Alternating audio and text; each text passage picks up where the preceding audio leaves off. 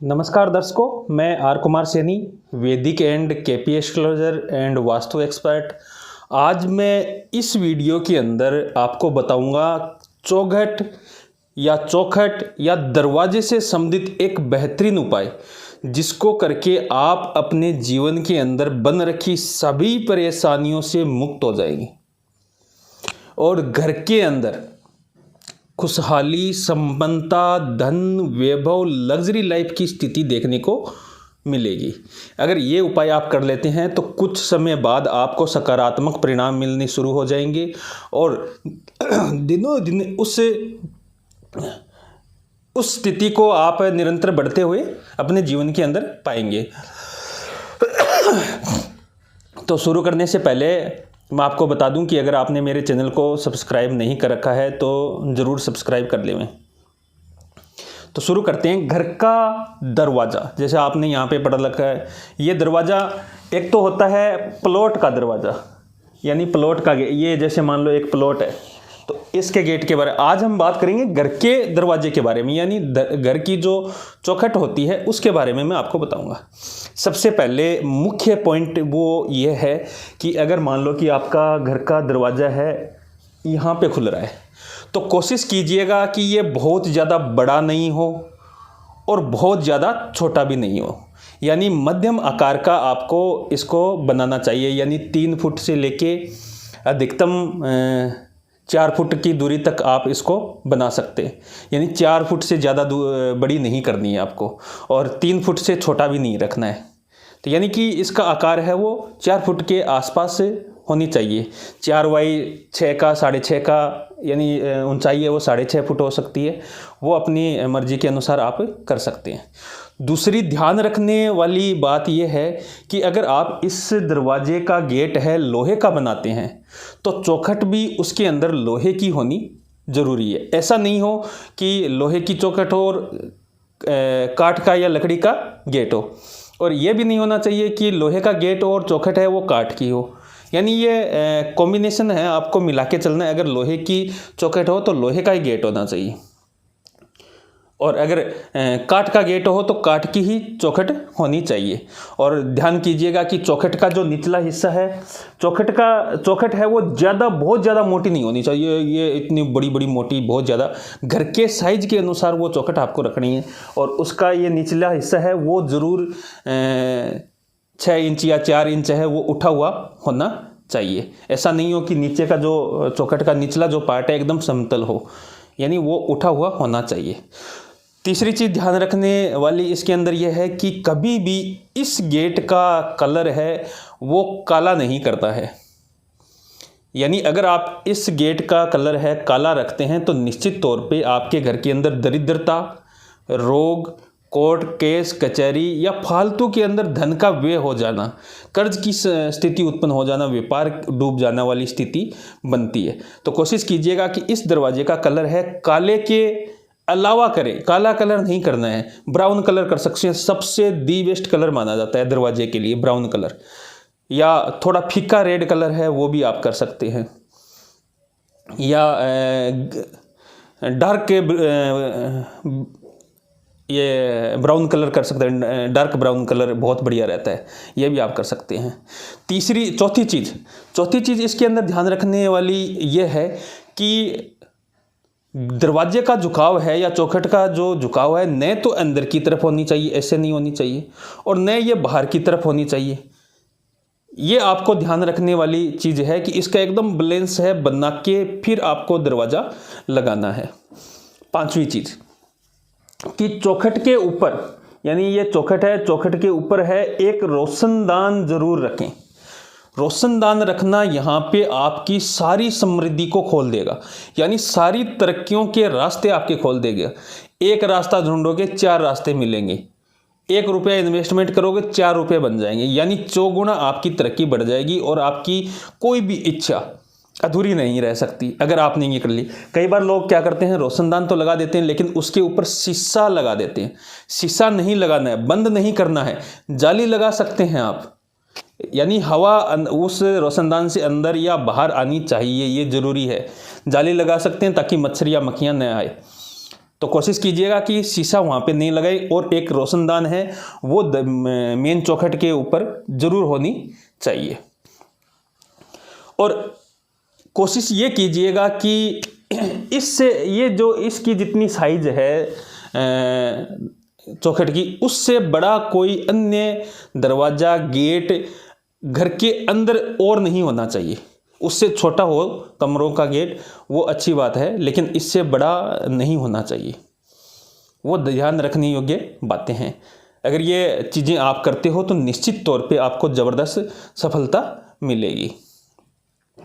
और इसके अंदर ध्यान रखने वाली और अन्य चीज़ें ये है कि अगर आप इस दरवाजे के ऊपर या इस चौखट के ऊपर रथ का चित्र या रथ का निशान, हाथी का चित्र या हाथी का निशान, झंडे का चित्र या काठ वगैरह का बना हुआ झंडा हो चाहे, या झंडे का चित्र हो या झंडे की कोई आकृति बनी हो, या मछली की कोई आकृति या मछली का कोई चित्र आप इस दरवाजे के ऊपर बाहर की तरफ लगाते हैं, तो ये उपाय अगर आपने कर लिया, आपके घर के अंदर चाहे कितना ही वास्तु दोष हो उसके नकारात्मक परिणाम नहीं मिलेंगे आपको,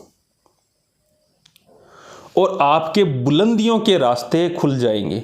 ये एक सबसे बेहतरीन उपाय है, यानी इतना ज़बरदस्त उपाय है कि इसको मैं आपको शब्दों के अंदर बयान नहीं कर सकता कि आपको अपनी मेन चौखट या दरवाजे के ऊपर झंडे का चिन्ह या चित्र, हाथी का चिन्ह या चित्र, रथ जो कृष्ण जी महाभारत के अंदर जो रथ वगैरह दिखाते हैं ना, उस टाइप का रथ अगर आप वहाँ लगाते हैं, या मछली का चित्र या कोई आकृति वहाँ लगाते हैं, तो ये दी बेस्ट उपाय है मेन चौखट के लिए।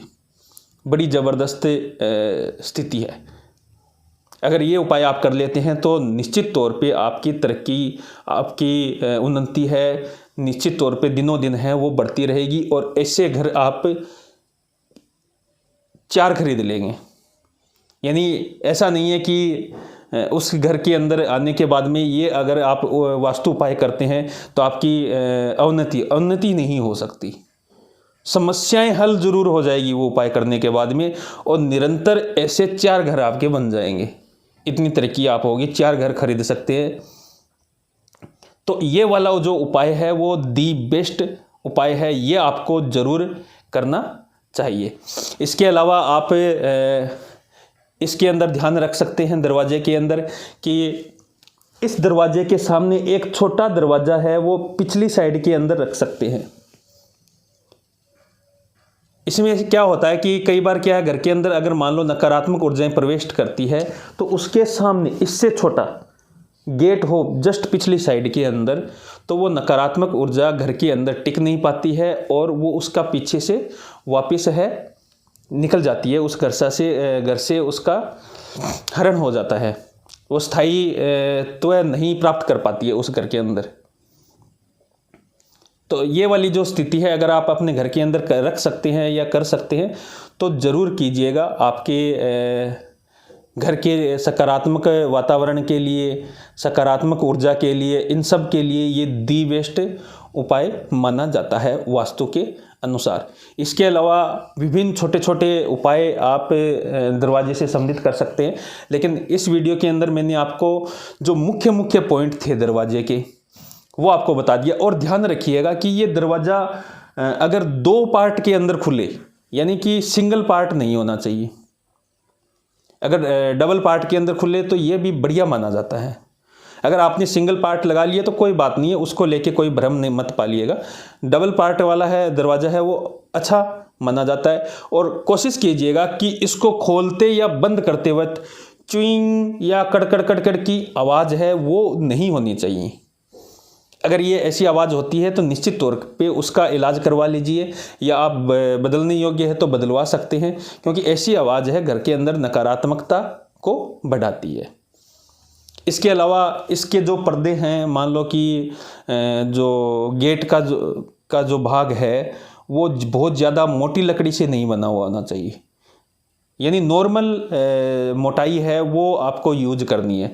इसके बाहर अगर आप कोई जाली वाला दरवाज़ा वगैरह गेट वगैरह लगाना चाहते हैं ताकि मच्छर मक्खियाँ वगैरह अंदर प्रवेश नहीं करें तो वो कर सकते हैं, वो चाहे बाहर की तरफ खुले कोई दिक्कत नहीं है, लेकिन जो मेन दरवाज़ा है वो बाहर की तरफ नहीं खुलना चाहिए, उसका हमेशा अंदर की तरफ ही दरवाज़ा खुलना चाहिए। वो वास्तु के अनुसार शुभ माना जाता है। बाहर की तरफ खुलने वाला दरवाज़ा है अशुभ की श्रेणी के अंदर आता है। और कोशिश कीजिएगा इसके जस्ट सामने कोई वेद्य ना हो। वेद मतलब कोई खंबा न हो, कोई पिल्लर न हो, या कोई कोना दीवार का, चाहे दीवार का कोना लगे या सामने कोई अन्य मान लो कि अड़चन या बाधा वहाँ पे न हो, क्योंकि अगर इसके सामने कोई पिल्लर वगैरह या कोई बाधा वगैरह रहेगी तो वो उसकी ख़राब स्थिति मानी जाती है। इसके अलावा इसके जस्ट सामने मान लो कि आप सीढ़ियाँ लगाते हैं तो वो सीढ़ियाँ बहुत सुंदर होनी चाहिए, यानी ज़बरदस्त सुंदरता होनी चाहिए, कहीं से टूटी फूटी न हो, उसका ध्यान रखिएगा। अगर आपकी वो सीढ़ियाँ दरवाजे के अंदर प्रवेश चढ़ने वाली या प्रवेश करने वाली सीढ़ियाँ सुंदर होगी तो वो घर के अंदर बहुत मायने रखती है, आपकी सकारात्मकता के लिए, पॉजिटिव एनर्जी के लिए, आपकी तरक्की के लिए।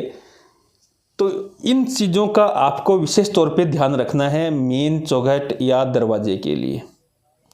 और मैंने जो आपको उपाय बताया, एक तो रोशनदान वाला उसके ऊपर, दरवाजे के ऊपर, और दूसरा जो हाथी का, मछली का, झंडे का या रथ का जो चिन्ह लगाने के लिए या आकृति लगाने के लिए बोला है, आप करके देखेंगे तो निश्चित तौर पे ज़बरदस्त उसका फ़ायदा आपको होगा।